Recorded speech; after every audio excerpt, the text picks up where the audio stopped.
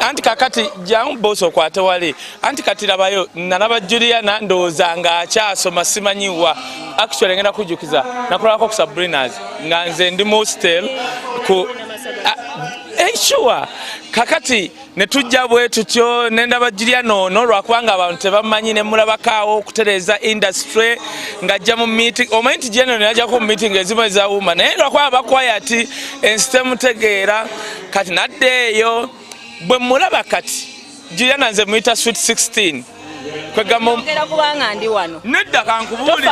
kati bano ona mmanyi bukyatu waliwo nakwogerako nga ndi ku TV ono gye yali akola NBS kezi nangamba Choka Juliana yo mumanyi ngano tuli live ne mugamba ye nangamba werimba oli kalenda ge namba ye nga wa musajja kamuleke yakava mu kyala ali obuvimbo ne thank you so much when crying put the sign the performance ebadde so energetic namwe mwebale nnyo kutuwagira kutubeerera okutwagala tusiima nnyo kubanga emyaka gibadde mingi tegera nenga tukyakola omulimu gwegu mulinga mutwagala yes kali akasusi 16 no nkategeeza serious ngambye otuna bulungi bakwaba nabana bakutya ate noberako ne that favor of God omanyi waliwo omuntu gwe bagwira waliwo munamawulire omuyimbi gwe naye gundi biki byombuuza kale bano bakutya naye respect eri etali nti ogenda batta ne that keeping that celebrity thing on you ne favor ya mukama and everything buli wojjoba mupya nakutunya kuserena banange you don't even have an idea abantu balaba kipya fene tuga that's the real Juliana era nzipe tugamanya abayimbi abatandika n'abayimba kati nti tubegayiridde mutuyambe fa abakula balaba real musician bambi mugezeeko kale mugezeeko temutuwogana buwoganzi era fe tuwayo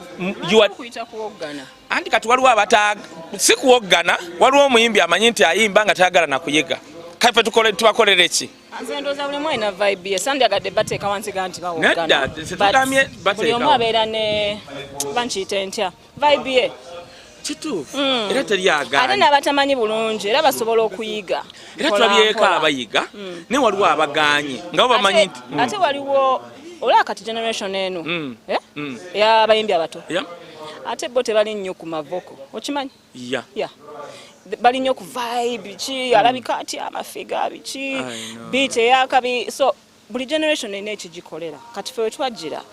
olina okubanga oyimba ssebo si byakwekwasa so byanjawulo nze ndoza we let them be mu vibe zaabwe tekina buzibu saba munzikirize ngende nkole mbeerawo ndoza mwe temundaba bulabi manyi mwe mutandaba ku kamera nga mugamba tabaawo tabeerawo teyazze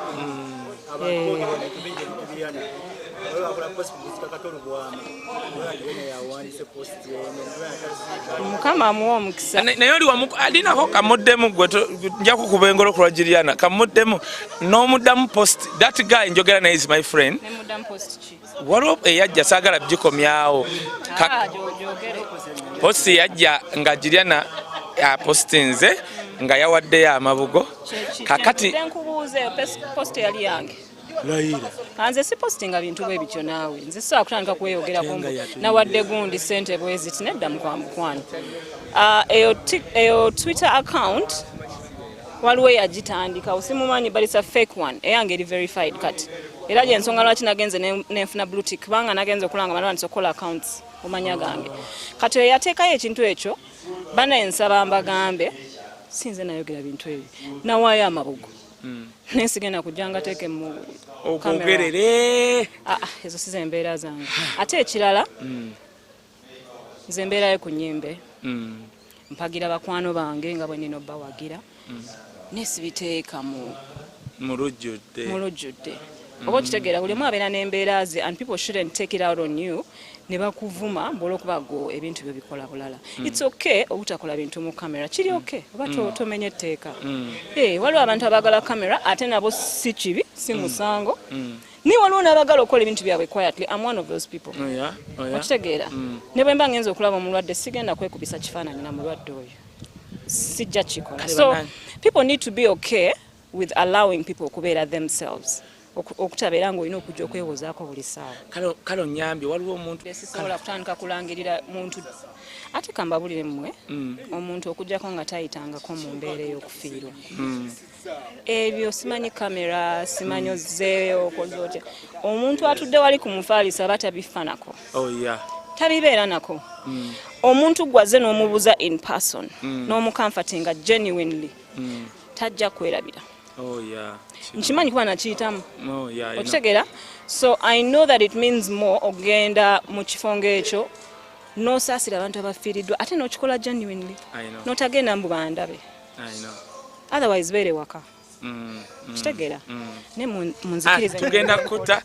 anti kakati jangu boso kwate wali anti kati labayo nalaba Juliana ndowooza nga akyasoma simanyiwa actually ngenda kujukiza nakolako ku Sabrinas nga nze ndi hostel ku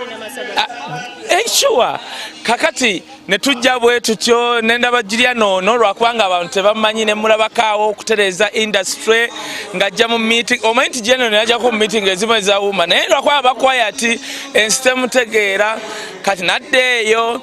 bwe mulaba kati Juliana nze muyita sweet 16 kwegera kubanga ndi wano nedda kankubuli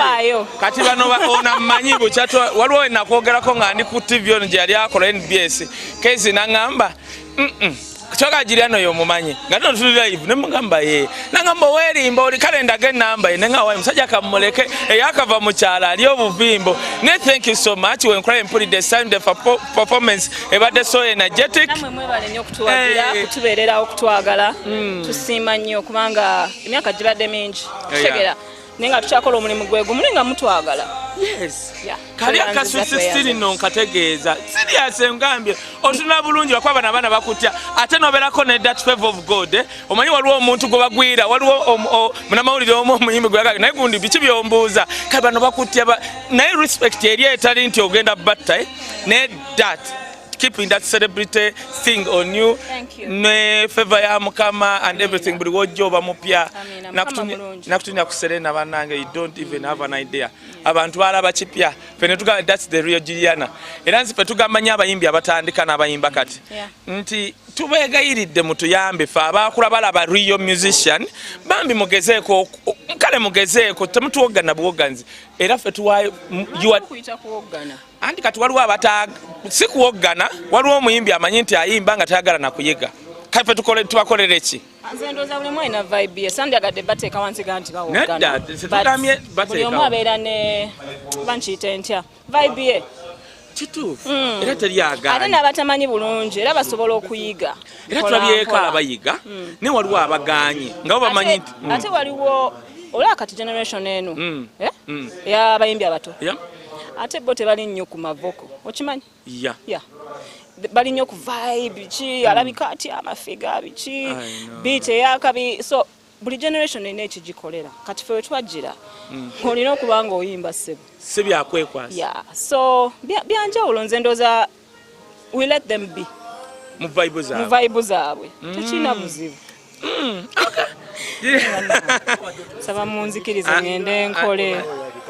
mbeerawo ndooza mwe temundaba bulabi manyi mwe mutandaba ku kamera nga mugamba tabaawo tabeerawo teyazze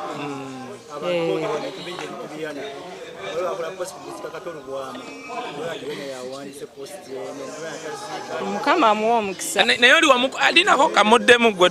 nja kukuba engolo ku lwa Juliana kamuddemu n'omuddamu post that guy njogera naye is my friend